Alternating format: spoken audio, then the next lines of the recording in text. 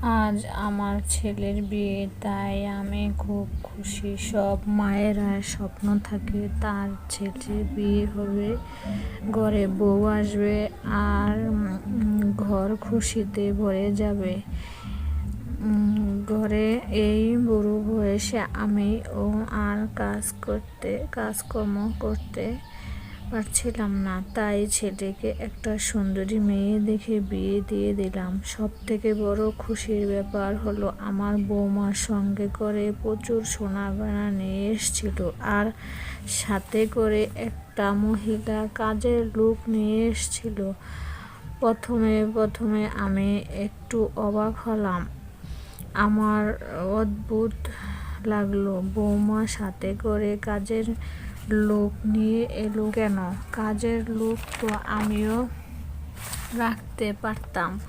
আসলে কাজের লোক কাজ আমার পছন্দ হতো না। আমি মনে মনে ভাবলাম 1-2 সপ্তাহ যাক, তারপর এটা আমি বিদায় করে দেব।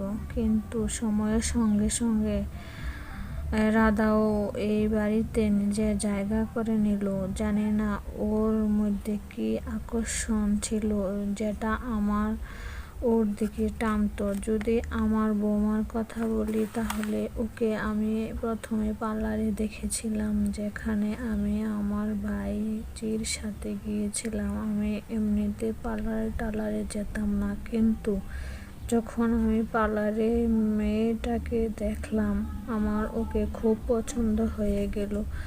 ওর মা ওর সাথে ছিল, তাই আমি কথায় বিয়ের সম্বন্ধ করে ফেললাম, আর সবকিছু ঠিকঠাক হয়ে গেল। এখন আমি আমার সিদ্ধান্তকে খুবই সুন্দর, কারণ আমার বৌমার পায়েল খুব ভালো ছিল, আর কাজের লোক রাধাও খুব ভালো। বৌমার সাথে যে কাজের লোক এসেছিল, রাধাও সবসময় ঘোমটা টেনে রাখতো। এই ব্যাপারটা বড় অদ্ভুত ছিল। যাই হোক, আমি কিছু বলতাম না। আমি রান্নাঘরে কাজ কাউকে করতে দিতাম না, কিন্তু এই মেয়েটা এখানেও সবাইকে তাক লাগিয়ে দিল।